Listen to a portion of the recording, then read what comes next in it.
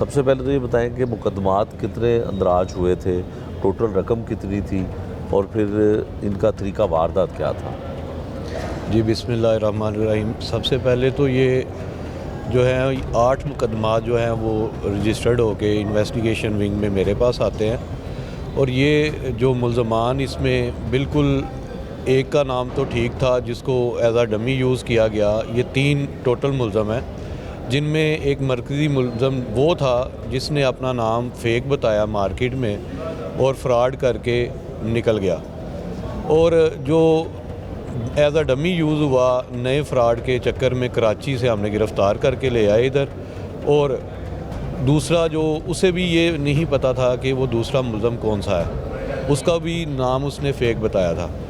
हमने जो है वो एक तस्वीर की मदद से, एक तस्वीर हमें जो है वो मिली उसकी कैमरे की मदद से, जिससे हम ट्रेस करते करते जो है वो हम उस तक पहुँचे। ठीक है। अच्छा, फिर आप ये बताइएगा कि इनसे बरामद क्या कुछ हुआ? कितनी रकम जो है वो एसपी साहब ने बताया कि शायद 70% रिकवरी कर ली गई। जी बिल्कुल, इसमें ऐसे ही है जो कि एसपी साहब हमारे ने इन्वेस्टिगेशन खालिद साहब ने बताया कि उसमें 70% जो है रिकवरी सामान की मद में और नकदी की मद में जो है हमने रिकवर कर ली है। ठीक है, तो अब 406 की सारी एफआईआरें थी और इसमें क्या सज़ा? जी बिल्कुल, अमानत में ख़यानत की है उन्होंने और ये 8 एफआईआर इन पे जो है वो दर्ज हैं। एक ऑलरेडी रिकॉर्ड याफ्ता भी निकला, ये एक ऑलरेडी फैसलाबाद के भी इस पे एक एफआईआर है। वो जाली ताजर बनकर जो हाल रोड के ऊपर नौसरबाज जो है इसने एक दुकान किराए के ऊपर हासिल की। जो इसने दुकान किराए पे हासिल की वो एक मुलाज़म जिसको उसने झांसा दिया नौकरी का कि भी मैं आपको मुलाजमत दूंगा, उसका आईडी कार्ड इस्तेमाल करते हुए इसने वो दुकान हासिल की किराए पे, किरायानामा उसके नाम पे बना और उसके बाद उसी के नाम का इसने बैंक अकाउंट जो है वो एक खुलवाया कि जिसको ये एक लॉन्ग टर्म प्लानिंग कर रहा था कि इसने किस तरह फ्रॉड करना है। और ख़ुद जो है वो इसमें सामने नहीं आएगा, अपनी शनाख्त उसने बैक एंड पे रखी और फ्रंट के ऊपर उसने एक नौजवान को किया और उसके ज़रिए उसने ताजरों के अंदर अपना एतमाद मार्केट प्राइस से कम रेट के ऊपर और टाइमली उनकी अवेलेबिलिटी देते हुए उनको सोलर प्लेट्स और इन्वर्टर और बैटरीज़ फ्राहम की और 6 माह के कलील अरसे के अंदर इसने पूरे हाल रोड के ऊपर अपना एतमाद जो है वो कायम कर लिया।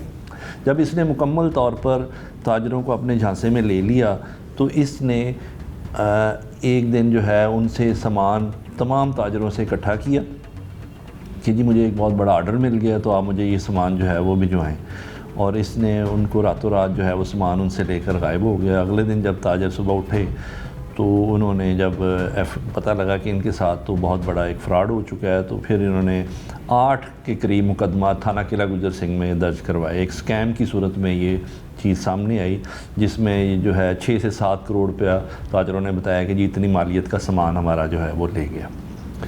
जब ये मुकदमा दर्ज हुए पुलिस ने फ़ौरी तौर पर इसके ऊपर टीमें तश्कील दी। ये मामला डीआई साहब इन्वेस्टिगेशन के नोटिस में आया, सीसीपीओ लाहौर के नोटिस में आया। उन्होंने फ़ौरी तौर पर डायरेक्शन दी कि भाई इसको फ़ौरी तौर पर अरेस्ट किया जाए। हमारी टीमें मुतहरक हुई।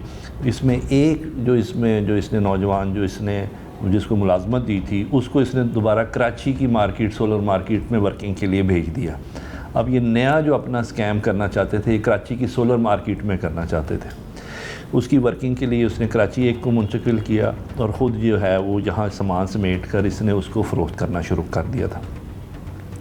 पुलिस ने एक को मुल्ज़म को कराची से गिरफ़्तार किया और दूसरे मुल्ज़म जिसकी शनाख्त बिल्कुल सामने नहीं थी उसके ऊपर दिन रात मेहनत करके उसको सीसीटीवी कैमरों की मदद से जहाँ जहाँ वो ट्रांसपोर्ट के ज़रिए जा सकता था वो तमाम उसको ट्रेस करते हुए उसकी शनाख्त आइडेंटिफिकेशन, क्योंकि इसने अपना नाम मार्केट में गलत बताया हुआ था तो पुलिस तो पहले उसके असल नाम तक पहुंची, फिर इसके असल आईडी कार्ड तक पहुंची, फिर उसके बाद इसको तलाश शुरू की गई और इसने लाहौर के सबर्ब्स में वहाँ पर एक गोदाम लेकर वो माल सारा डंप किया हुआ था और एक दुकान नई बनाकर उसमें इसने इसका फ़रोख्त का सिलसिला जो है अभी शुरू करना था कि पुलिस जो है वो उसको जाकर मौके से गिरफ़्तार भी कर लेती है और इससे सामान भी सारा रिकवर कर लेती है। ये